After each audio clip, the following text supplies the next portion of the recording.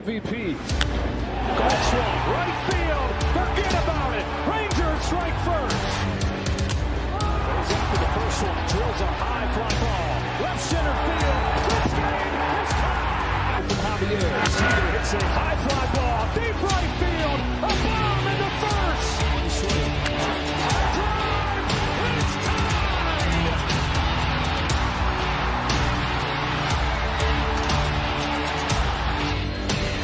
Seager smashes the ball down the line. Goodbye.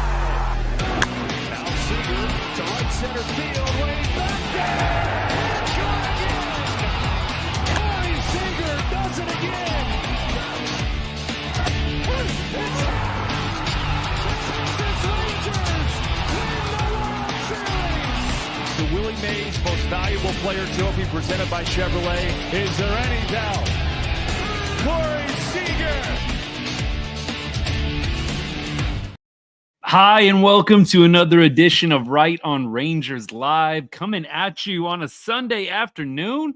Now that we're getting into spring training, mixing it up from our usual Wednesday off-season show.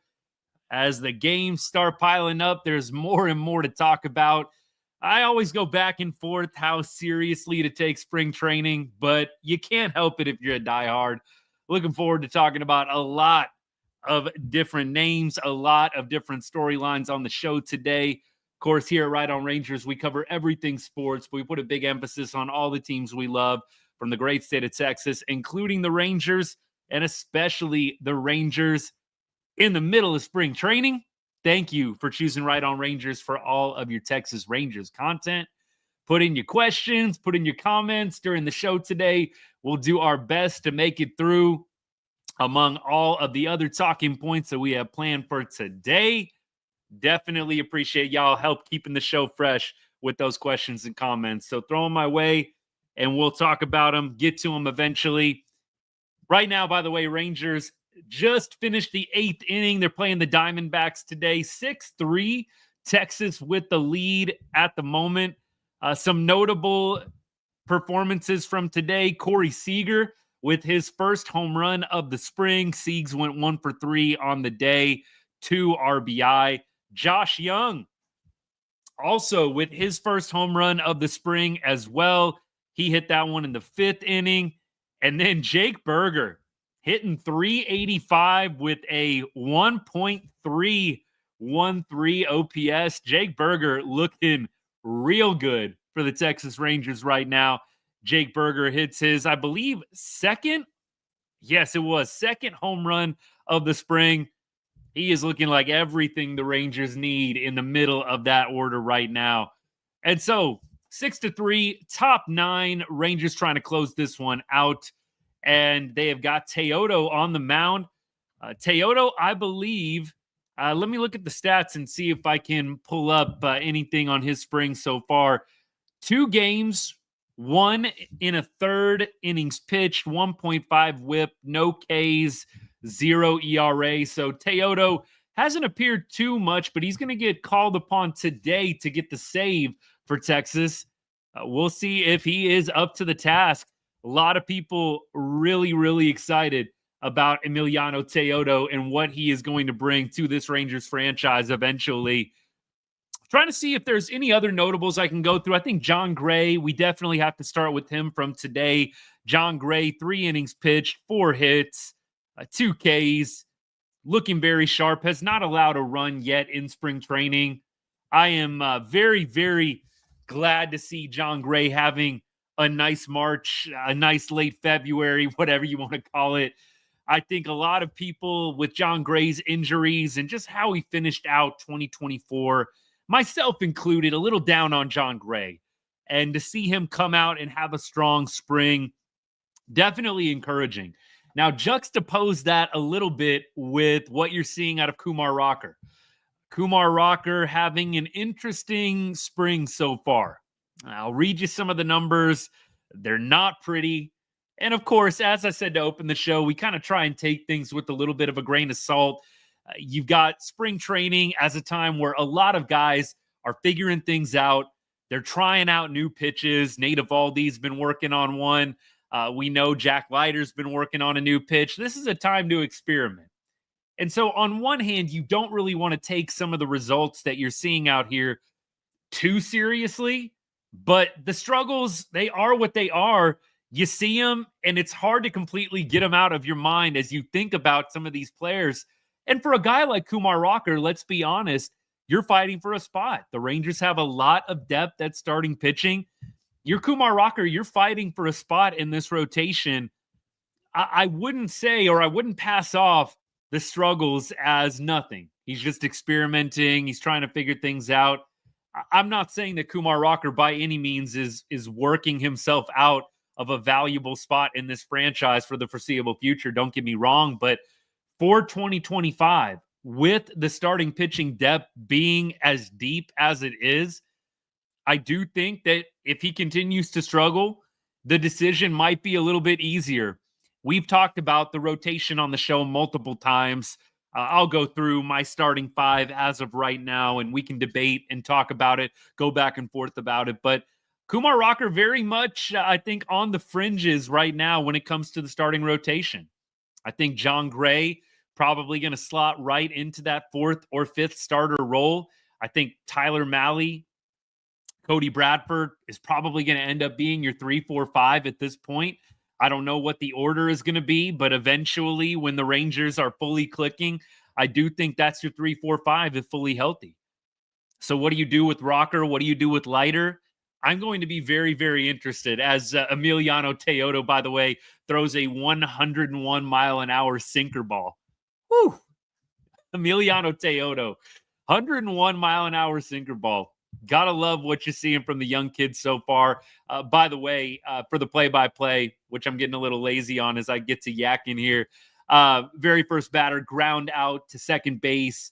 Now we had a single, and looks like 0-2 count right now. A lot of these guys playing for the Diamondbacks right now, kind of no-namers. Don't know if it's really worth me going through all the names, but Emiliano Teodo on the bump, 6-3 Rangers in the top of the ninth, trying to get their fourth Cactus League win of spring training. All right, y'all. Let me go through some comments here. Appreciate all y'all hanging out. Thank you so much. Let me go to YouTube. I'll scroll through TikTok. Appreciate the follow, by the way. Daniel, thank you so much. Means a lot. Hey, if you love the Rangers, if you love Major League Baseball, definitely hit that follow button. We will be going live throughout spring training. 100% will be going live after games during the season. Love to provide a spot where we can get instant reaction, instant discussion. I did it a lot last year. I may scale it back just a little bit for some of my longtime listeners. I'm probably not going every single game this season, but I'm going to be trying to probably do at least 100 games post-game. That's going to be my goal. Natalie, what's good? Thanks for tuning in. Leiter, Jack Leiter has looked awesome in his 2 appearances so far. Dolly has looked great so far too. Langford should be back soon. All positive things. Jack Leiter, I think this is a really important year for Jack. I really feel like he is probably going to be called upon at different points this season to spot start. I don't know if he's going to be making the opening day starting rotation. Rangers have made it, I think, somewhat clear they're not trying to do a 6-man rotation. So you're going to see, I think, Jack Leiter, Kumar Rocker potentially on the outside looking in. Are they going to be used in long relief roles? Might you see them send Leiter and Rocker down to AAA for the first month just to continue to give them reps as a starter? I think that's a possibility, and I don't think anybody needs to hit the panic button or get in their feelings about it. If Kumar Rocker and Jack Leiter are going to be starting pitchers in this league, and that is the long-term play for them, there's really no reason right now you need to make them into relief pitchers. I get it. You've got a lot of depth. You have guys that are often injured. I don't know if you need to do anything cute or tricky with Jack Leiter and Kumar Rocker. If there's not a place for them in the starting rotation, even if they are going well in spring training, Jack Leiter obviously more so than Kumar Rocker right now, I hesitate to just turn them into bullpen pieces. Maybe that is what the Rangers will end up doing, but right now you've got a long man in the bullpen. You've got Dane Dunning. I don't know how many of those types you really need And again, if the long-term play is to make Jack Leiter a starting pitcher, if the long-term play is Kumar Rocker as a starting pitcher, why not give them more reps down at AAA? You can see how they do in the month of April. You can always call somebody up. And inevitably, I'm sure there's going to be someone in the starting five that's going to need their rotation turned skipped. And you've got two capable guys that are still developing that can come up and make a difference. I don't know what is going to end up being the starting five, but I would be shocked if John Gray isn't in it. And then Tyler Mahle, Cody Bradford seem like basically locks. If you've got that in your mind, where do Kumar Rocker and Jack Leiter really fit in unless you're just going to have them be bullpen pieces? By the way, I did see Evan Grant, Dallas Morning News reporter. I mentioned Evan a lot. Love Evan's stuff.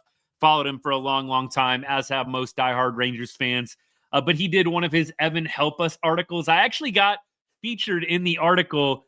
I was somebody that tweeted in a question to him. I asked about Evan Carter, which I'm going to get to in a little bit. And I just posed a question that we've asked a lot on the show, which is, when are the Rangers going to take the training wheels off of Evan Carter? Nice of Evan. Appreciate Evan shouting out my tweet in his article, Evan Help Us, talking about all things Rangers fan questions. And essentially what he said is that the play long-term for Evan Carter is still to have him be in an everyday role eventually. But from what the article said that Evan wrote, it sounds like 2026 is going to be more of the year that they fully take the training wheels off of Evan Carter, so to speak. And I know training wheels is maybe a little bit of a condescending term. We're big Evan Carter fans here at Right On Rangers. Don't take it the wrong way. It's actually a term that I use more in frustration with the organization.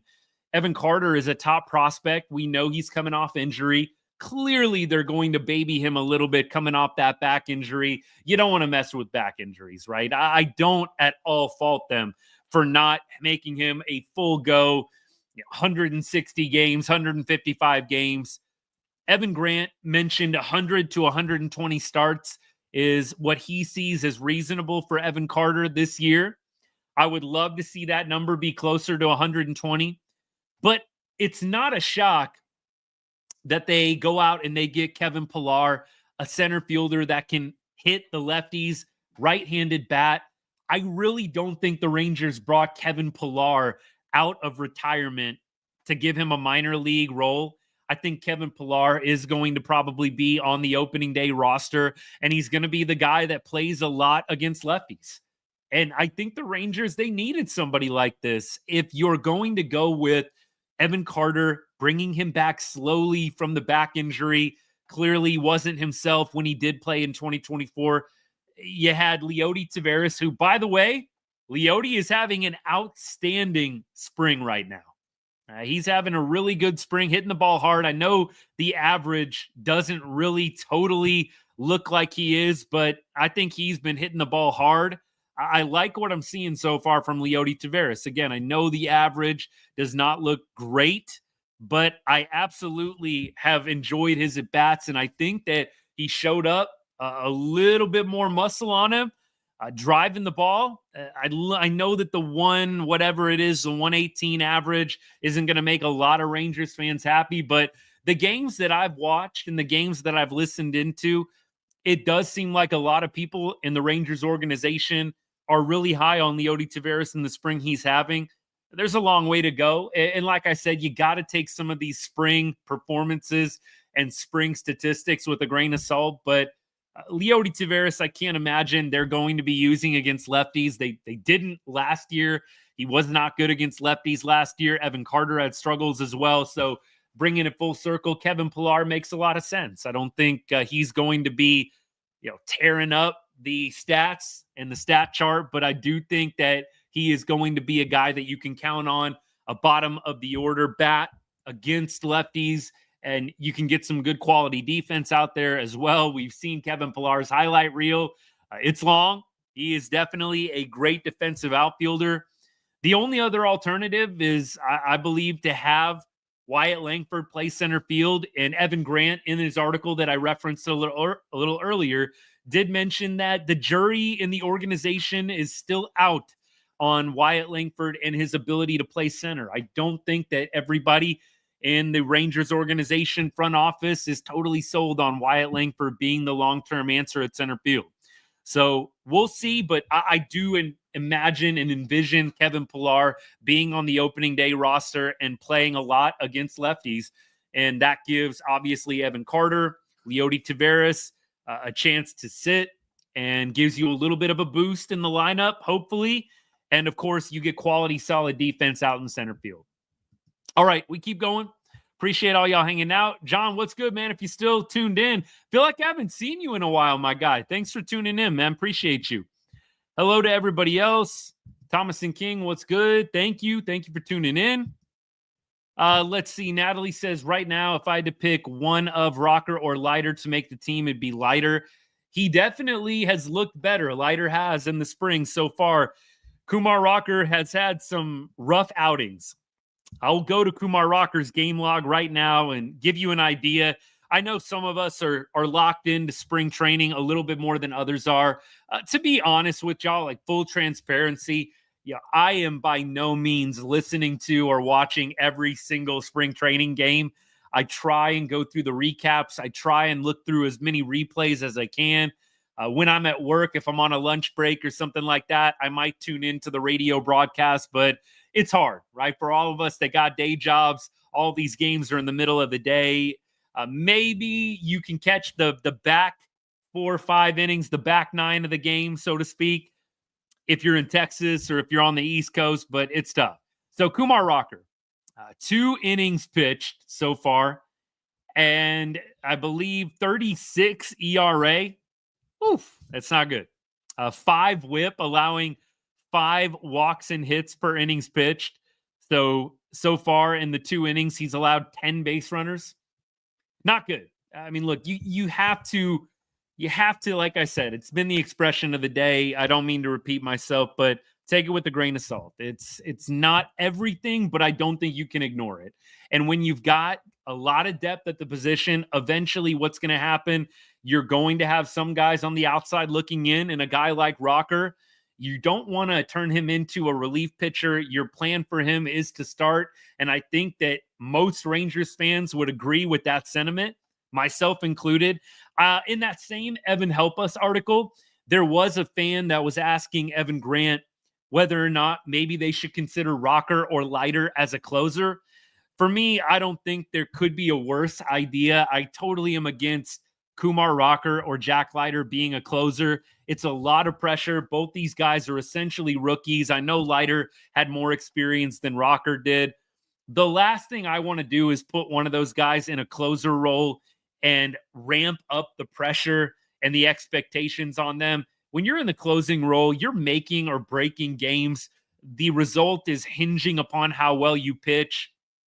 Let's be real. Starting pitchers are extremely valuable, and you can obviously influence the game in a huge way as a starting pitcher, not taking anything away from starting pitchers. But I feel like it is less pressure than when you're in a closing pitcher role. There's a lot more grace. You can allow more base runners without there being huge consequences. You can pitch 5 or 6 innings, give up 3 runs, and you had a great outing. When you're a closer, you give up 1 run, you give up 2 runs, and you probably lost the game or you blew the save. So I don't know how many Rangers fans really want to see Kumar Rocker or Jack Leiter closing games. I'd much rather Chris Martin be the closer at this point. I don't really understand why people are thinking that's a great idea. I know that they have talent. I know that both these guys can throw upper 90s and they've got powerful stuff. I just, for the psyche and for the mentality and for their development, don't think it's the best idea. It's interesting to say out loud, yeah, Kumar Rocker closing games, right? The filthy off speed. I get it. I don't think it's totally out of left field, but I just don't think it's really necessary at this point when clearly your long-term goal with Leiter and with Rocker is to have them be staples in your starting rotation. Let's keep going. I'm going to go back to some questions here. Appreciate everybody hanging out.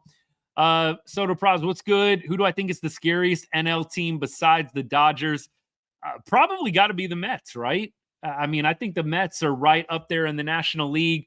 Clearly, the Padres, I think. I'd probably go Mets, Padres, and then Dodgers in no particular order, but I think the Dodgers are probably the clear number one. That's not a hot take or rocket science by any means, but I would probably say Dodgers, Mets, Padres for my top three in the NL. There's some good teams in the NL East as well. You know, the Braves, the Phillies, not taking anything away from them. I talked about the Phillies, by the way, a couple shows ago. I love Bryce Harper, one of my favorite non-Rangers players. Just love watching him play the game. Love the swing. Think he has one of the sweeter swings in baseball. But Harp and the crew that they have right now just haven't been able to get it done. I feel like the Diamondbacks a couple of years ago when they beat the Phillies in the NLCS on their way to play the Rangers, feel like the Diamondbacks kind of broke the Phillies and they've sort of just been kind of floundering in that really good regular season success category. And then in the playoffs, they maybe win a round. And then after that, you're not doing anything too special. I just wonder, can this Phillies team right now, and they didn't add a whole lot, by the way, in the offseason, are they really going to be able to make a whole lot of splashes in the postseason with the Dodgers, the Mets appearing to get better? Padres are going to be good. I just don't know. All right, we keep going here. Do I think Tavares could be traded at some point because you don't need three guys to play one position? I've said so many times, could we maybe try and trade one of these bench guys and get some value? There were teams, there were multiple reports that there were teams interested in Leody Tavares this offseason. So for me, I don't know why they're holding on to Leody. Clearly, if we could just be real, just keep it 100 here. I don't know where he fits in an outfield where you've got Wyatt Langford, Evan Carter projected as your starters for the foreseeable future. I think, again, when Evan Carter is fully back and they have totally taken the training wheels off of him, you want Evan Carter every day. He was your top prospect for a reason. We know Leody Tavares was at the top of the prospect chart at different points, but I think at this point, most Rangers fans are going to be higher on an Evan Carter than Leody Tavares. By the way, Evan Carter talked about the relationship with Leody Tavares. Apparently, EC and Leody have been spending a lot of time together in the offseason, a little friendly camaraderie and competition. Look, I absolutely think that competition fuels guys to get better and better. I hope that it fueled both of them to play better than what they did in 2024. Clearly, Evan Carter's got a little bit of a built-in excuse, more so than Leody. But I've always felt like Leody Tavares should be traded to make room for other players. You've got Jock Peterson, you've got Doley, you've got Wyatt Langford, you've got Evan Carter, you've got Kevin Pillar. I think you could even say you've got Josh Smith, right? Josh Smith could play the outfield. I don't know if you want Josh Smith playing center field, but you've got guys in the outfield. You really don't have a strong need for Leody Tavares. So I would trade Leody, and I would trade him when the value is at its all-time high. I don't know if that's right now, but I don't know if it's going to get any higher throughout the season either. And I don't mean to be condescending. I don't mean to bag on Leody, but I just don't know if there's going to be that Leody Tavares run where he's going to improve the trade stock significantly and the Rangers are going to be getting something really nice back for him. I tend to think what you get for Leody right now is probably going to be what you get for him at the trade deadline. And maybe that is the play. They're going to hold on to him till closer to the trade deadline. Maybe Leody will be a guy that they deal away to improve the bullpen.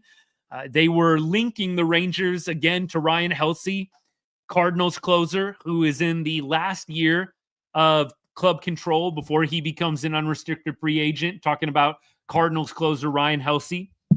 So I think that might be the play. Maybe it's Duran. Maybe it's Tavares. Maybe it's one of those guys in a potential deal for a trade deadline piece. I could see that happening for sure. We keep going here. John says, Rocker's getting rocked. It's good to see Leiter coming around, at least in the spring. Yep, that's pretty well said. Rocker getting rocked. Look, I don't know if he's regressing or you can say that in 2 starts.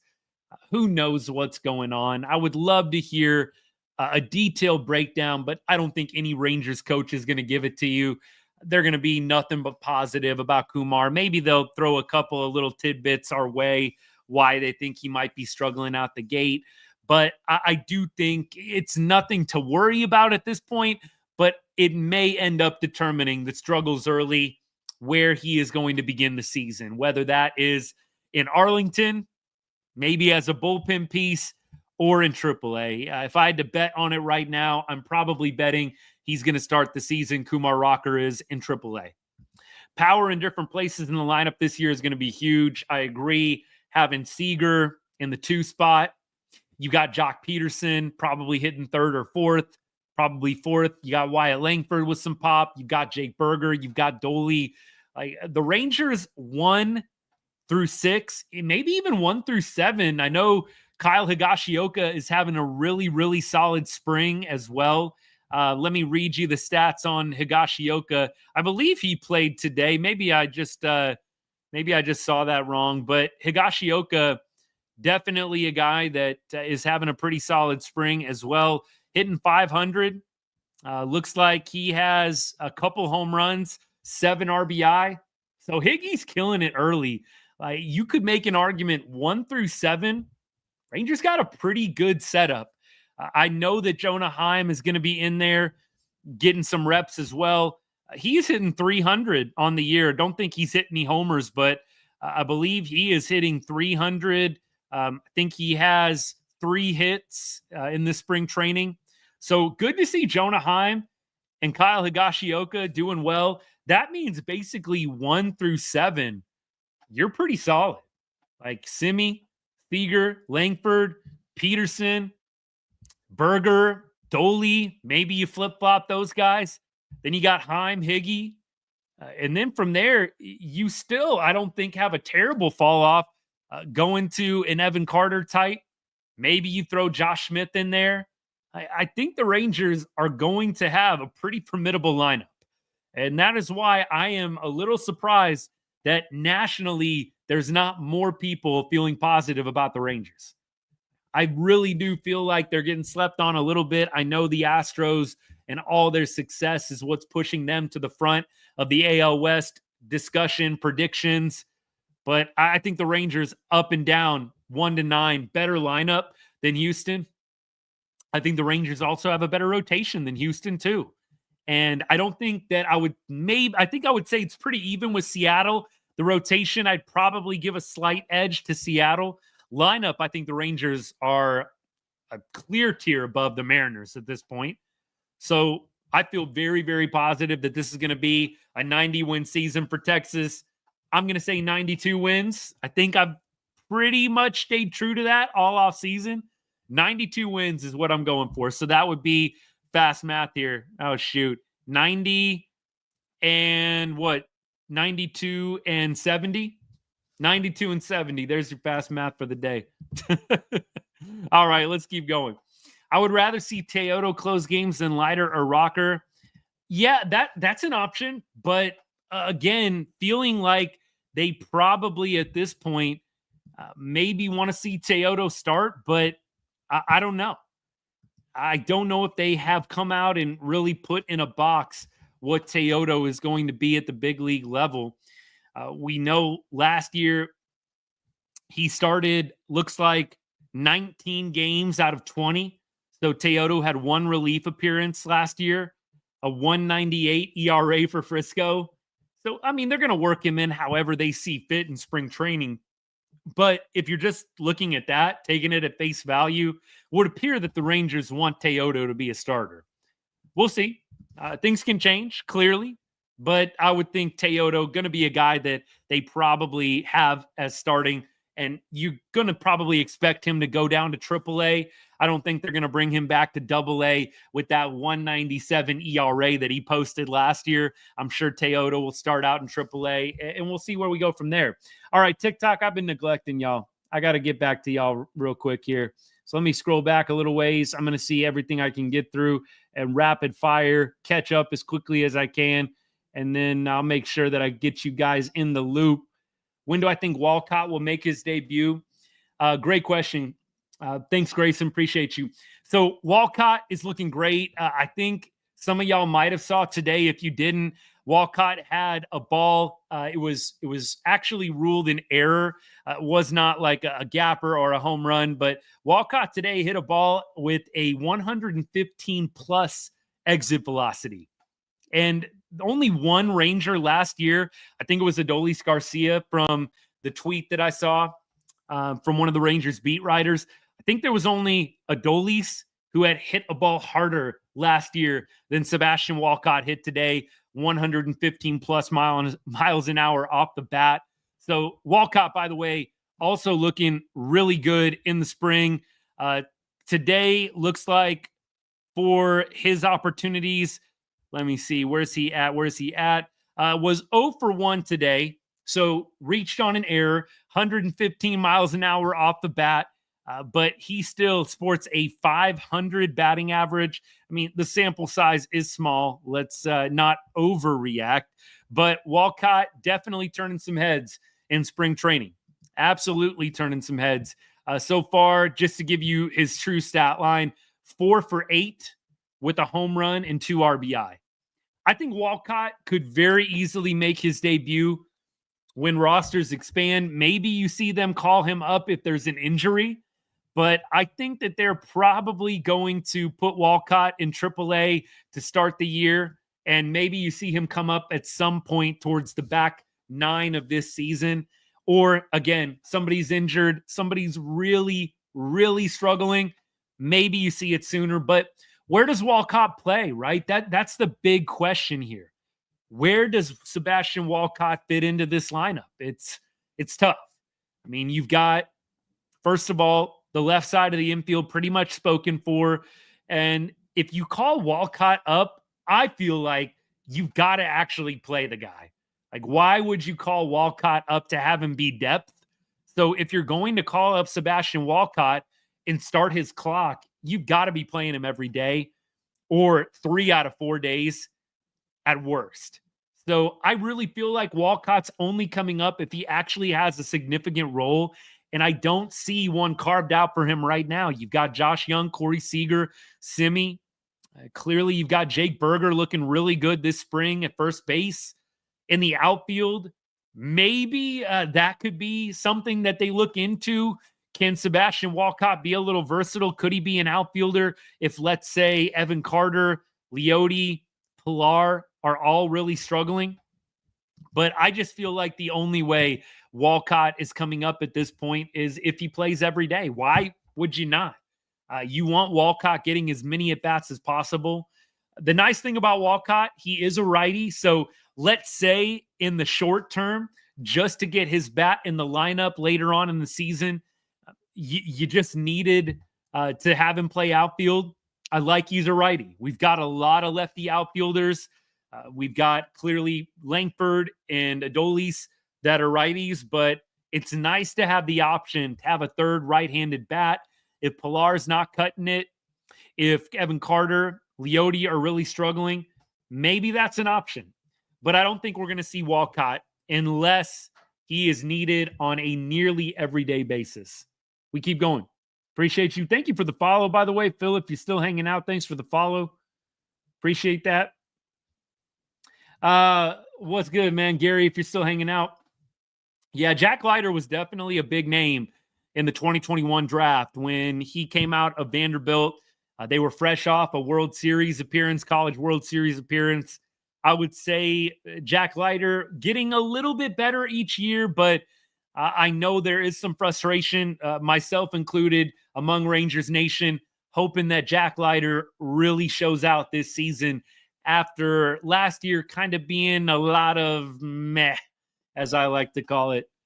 What's good, everybody? I'm trying to catch up on comments. JJ, what's up, man? Thanks for tuning in. Good to see you, man. We'll see you with Leote. I'm getting tired of his bat. Yeah, look, the numbers aren't looking great for Leote in the spring so far, but he is, according to Rangers beat writers, looking a little more bulked up, looking like he's got a little more muscle on him. And he has, I think, a home run to his name in the spring. The average is pretty low, but from what I hear from Rangers reporters, he's looking all right. We keep going. 1 through 7, no one better. Yankees lineup isn't scary at all besides Judge. Look, the Rangers, what they have going against them is they had such a poor showing last year. There's a lot of people, I think, that just have kind of forgotten a little bit about Texas. You had such a prolific offense in 2023. Rangers were so fun to watch in that World Series year. They were never out of a game. And then last year, you had them on primetime a lot. And you just saw the injuries mount up, and they lost a lot of games in prime time. And I think everybody just this year is going to have to kind of get out of that funk with the stereotypes of the Rangers and what they were last year versus coming into this year. I think the Rangers are a totally different team. They're fully healthy. They've added some power in the lineup, Peterson, Berger. You've got some guys in the starting rotation fully healthy. DeGrom, obviously. I think the Rangers are going to surprise a lot of people that have been sleeping on them a little bit this offseason and heading into spring training as well. We keep going. Let me see. Red Sox, I think, are going to be all right. I think the AL East is going to be a gauntlet once again. Blue Jays are going to be pretty good. Yankees are going to be good. Red Sox, I think, are going to have a good squad too. That is going to be a little bit of murderer's row in that AL East. It really is. And the Rangers in the AL West, I think definitely can say they have a little bit of an easier time, right? The AL West was bagged on often last year by baseball in general, the American League for sure. But I think even just widespread, you heard a lot of reporters talking about how bad the AL West was. Look, I'm not going to complain too much. I'll take it. But I still think the Rangers match up really well against almost every team in the American League. There's honestly nobody in the American League that I think is unbeatable. I think the Royals are going to be really good. Those 3 teams from the AL East, obviously. The Twins always have a pretty good squad. Like, I'm not saying that the Rangers are going to mow through, but what I am saying is nobody really scares me. In the NL, I think the Dodgers, incredibly formidable. Rangers aren't going to have to play the Dodgers very much. I think they play one series with them this year, but they're not going to see the Dodgers seriously until the World Series. So that is nice. But in terms of what the Rangers have in front of them, yes, the AL West is going to be a little bit easier compared to the other divisions. That being said, I think Houston, Seattle, the Angels, I don't know if the Angels are going to be competitive this year or not. I know that they added some pieces. Maybe they'll get a little bit closer to the wild card fringe category. But I do think that the Rangers are fortunate to be in the division that they are. Nevertheless, I think you're going to see the Rangers do well against all competition this year. Yeah, Cross agreed. Rocker, not a great spring from him so far. But, there's so much hype. There's so much built-in pressure, I think, for Kumar right now. There's a lot of eyes on him, a lot of people hoping that he becomes that next dude in the Rangers rotation. And I think that he is going to eventually get exactly where we think he's going to. I think Kumar Rocker is going to be a very solid number 2 starter in this league. Look, I've given up on predicting who the aces are going to be, but I see him being a very solid number 2 starter in the league, Kumar Rocker, with the potential, with the ceiling of being a number 1 one day eventually. But right now, my prediction is going to be solid number 2 guy. That's where I see Kumar Rocker landing. And that definitely is no slouch, being the number 2 best pitcher in a rotation. Hopefully he proves me wrong and he is the next Jacob DeGrom. I would love nothing more. But I think what Kumar's got to get over right now is all the expectations and pressure. And coming out, first start, second start. First start was rough. A lot of eyes were on him. Second start, maybe you come out, you're overcompensating. You got a little pressure. You're pressing personally, trying to get back to that dominating form that Kumar displayed at the end of the 2024 season. Who knows what's going on with Kumar? I'm not worried about it, but I do think it may end up costing him a rotation spot. Like if Kumar would have came out in the spring and absolutely dealt, and just been lights out, it might have been tough to not have him be your fourth, your fifth starter. Maybe John Gray would have had a little bit more of a sweat, but John Gray's looked great this spring training. He hasn't allowed a run yet. So I think John Gray has solidified himself in the rotation. And look, they're paying John Gray too much to not have him be a significant part. If you weren't going to use John Gray in a prominent role, why wouldn't you have traded him? You're paying the guy, what, $13 million at this point? Unless he opens up the season and just absolutely sucks, I don't know why the Rangers wouldn't be using him in a prominent role, considering that they could have shipped him off or traded him in the offseason at any point and made room to maybe sign somebody else. So the fact that they held on to John Gray tells me they're going to use him in the rotation. And I do think from that angle, Kumar Rocker probably going to end up starting the season in AAA. And then we'll see how things unfold from there. We'll see how solid Tyler Mahle is. We'll see what Cody Bradford looks like. I think Cody Bradford clearly had a great year last year, and Cody Bradford looked great at home. But Cody Bradford on the road, we talked about the home away splits for Cody. We'll see. I don't think Cody is locked into the rotation. I think if Cody comes out and struggles a little bit, you could easily see Cody Bradford type getting replaced. Mahle and Gray are the two guys that are making a ton of money, and I think they are going to get a long, long leash. I think Cody Bradford struggles out the gate. You might end up seeing a Jack Leiter or a Kumar Rocker slide into that role. But for me, I think Mahle, Gray, DeGrom, Evo, pretty much locked into the rotation. The only way you're going to be eliminating one of those guys from the rotation is if they are 0-5 with a 7 or 8 ERA after 1.5 months of the season. I mean, it would have to take something terribly awful, I think, to kick one of those four guys that I just named, DeGrom, Evo, Mahle, Gray, out of the starting five. We'll see. Baseball Network, if you're still hanging out, what's good, man? Good to see you. Look, I know we're kind of all over the place this spring, y'all, so thanks for hanging with me. I meant and had every intention of going live on my usual Wednesday, but was a little under the weather this week, needed a couple of days to recover. The voice was shot. I don't know if it was allergies or what was going on, but I needed a few days. But now that spring training is going, I think I'm just kind of going to pop on when I can. So I don't mean to be volatile. Hope you can hang. Hey, turn on the notifications. That's always, I think, the best way. If you don't want to miss a show, even if you just pop by for a little bit, turn on those notifications. So when I go live, you get notified. You can always hang out, at least even for a few minutes, get your questions in.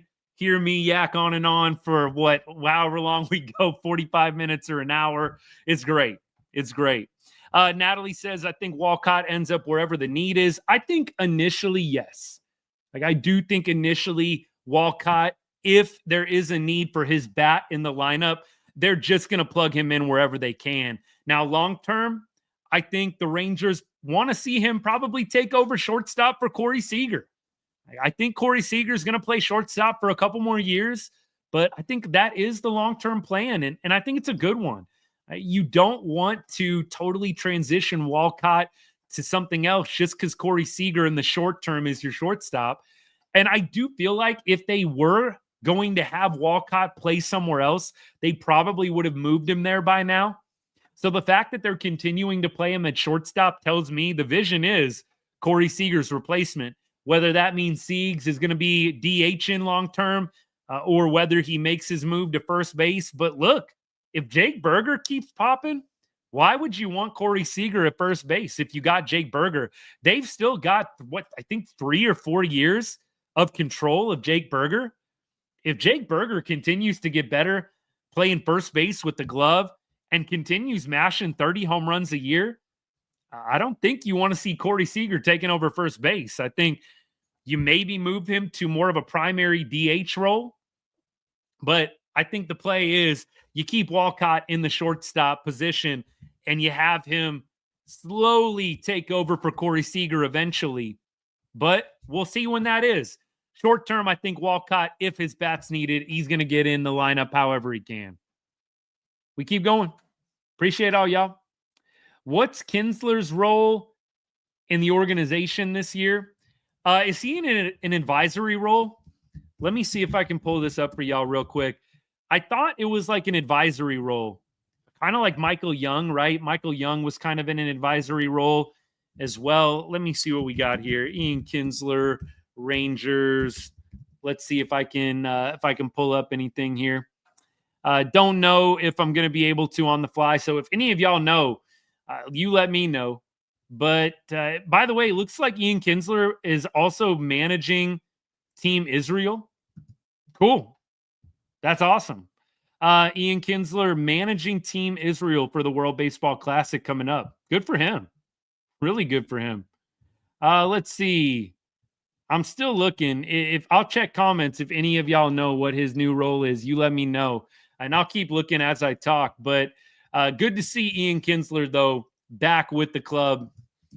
I definitely love seeing the old players coming back into the fold.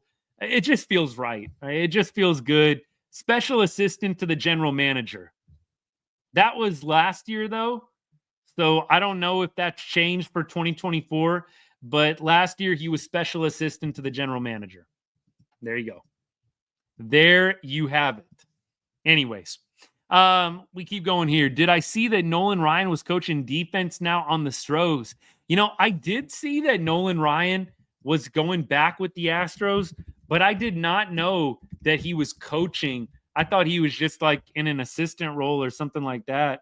But that's definitely interesting. Clearly, Nolan Ryan is a big name in Astros history, played for the Rangers, a big name in Rangers history as well.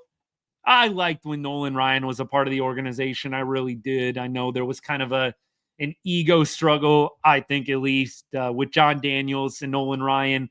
I didn't like when Ryan left and kind of started doing things with the Astros, but it is what it is. But hey, good for him. I'm always going to love Nolan Ryan, like always, even if he's even if he's coaching or serving with the Astros. I don't love it, but I get it. We keep going.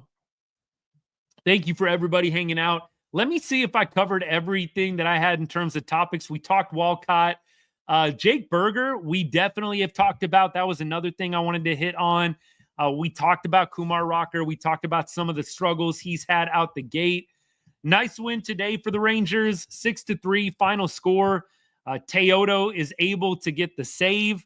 He allows, I believe, 1 base runner and 2 strikeouts today. Has not given up a run in spring training. Really good to see some of these guys coming in, some of these young guys using their opportunities well. Let's see. Martin came in today, and he had a scoreless inning. Let me see what he's been doing this spring. Was that his first game? I think that might have been his first game. Okay. So Chris Martin hadn't made too many appearances this spring, but he looked good today. And then also Luke Jackson, who the Rangers recently acquired. Of course, they drafted him back in 2010, the 45th overall pick. But Luke Jackson came in today. He had 2 strikeouts, looked good. So I really hope Rangers, in terms of the bullpen, you're going to have some names that really end up surprising us. That's kind of what happened last year, right? You hope that something similar can happen this year as well. That is my hope, my prayer. Some of those bullpen pieces that the Rangers picked up really start emerging. Let's see. Milner pitched today, had a bit of a rough outing. Looks like he allowed 2 hits, and Barlow also 2 hits. I forgot that Barlow was back with the Rangers. That was another one of those little quiet moves. Look, Barlow was a little up and down, I feel like, when he was with the club a couple of years ago. We'll see what he has to bring to the table. Curvello, he gave up a run today as well and a hit. I'm assuming maybe that was a home run. Probably was based on the box score. Curvello, 9 ERA so far. Man, I don't know how this is all going to come together. I'm really interested. Like, how are the Rangers going to piece together the 7th, 8th, 9th inning? Chris Martin appears to be locked in to the 9th. Then you've got some options, right? You got Chagua, you've got Armstrong, you've got Martin, you've got Jackson. I don't know who it's going to end up being, but I'm really, really curious to see. Wyatt Langford, by the way, still has not made his spring debut yet. Hopefully, we'll get to see Wyatt Langford soon. I am anxious to see that man in action. Of course, after the amazing spring that he had last year, he had like 5 home runs or something like that. And it was ultimately what allowed him to make the opening day roster. I think a lot of Rangers fans are really, really looking forward to seeing him back. So I will definitely be keeping my eyes peeled for his first debut of the spring. I think it's going to be soon. I think sometime this week is what I read. If any of y'all have the exact date, throw it out there. But I thought I read it was going to be at some point this week. But maybe I just saw that. Definitely don't want to be talking anything out of thin air, but really hopeful Wyatt Langford can make his return. And then beyond that, y'all, not a whole lot. You guys know I've been going live for Mavs games here and there, not every single one, but we'll try and go live at least for one of the Dallas Mavericks game this coming week. That will be our plan. And then who knows, maybe we'll go Wednesday again. We'll get back to Wednesdays for Rangers baseball. Maybe if there's some big news or Wyatt makes his debut, something fun, we'll pop on a non-Wednesday. And then once we get into the season, it'll just be however much I can pull off. I'll definitely try and go live at the end of each series. I think that's going to be kind of a natural place to go. And then potentially I'll go live in different games throughout a series, especially if there's a really huge win, maybe, and hopefully not too many of these, a devastating loss. Hoping we don't have to experience too many of those. Lord knows we had enough in 2024. So I'm hoping 2025 is a totally new leaf for the Rangers. No more of those lives where it would be like 3 or 4 games in a row. Well, the starting pitching failed us and the bats were completely quiet. That felt like the story almost after every game in 2024 that ended in a loss. No pitching and the bats totally non-existent. Rangers are doing a lot to make me feel better, though, about 2025 by what they're doing this spring, particularly Jake Berger, totally and absolutely mashing so far in the Cactus League. You love to see it. Absolutely love to see it. Well, all right, y'all. I think it's about time for me to take off. Thank you so much for everybody that followed. I see a bunch of people followed on TikTok. Love continuing to grow this good group of people we got talking baseball, talking Rangers baseball. If you're not following the account already, you're not subscribed to the channel, please hit that follow or subscribe button. Like I said, hit that notification bell, hit that notification button so you get notified every time we go live so you never miss a show, never miss a video that we post. Would love to continue to have as many people showing up for these as possible. The more, the merrier. The more questions, the more comments, the better the show usually ends up being. So please know how grateful I am for all of y'all and for your support. Hope you guys have a great week ahead. Look for me to go live for a Mavs game here or there. And then definitely we'll get back at least on Wednesday, maybe also an additional time in the weekend for my next Rangers pod. It's going to get better and better and more exciting the closer we get to the season. I'm totally pumped. Totally going to be, I think, a different season for the Rangers, a new leap for the squad with some reinforcements to the lineup and to the starting pitching and bullpen. I'm pumped. All right, y'all. Have a great rest of your Sunday. Enjoy the week ahead. Hope to see y'all soon. And as I say to end every show, God bless and go Rangers.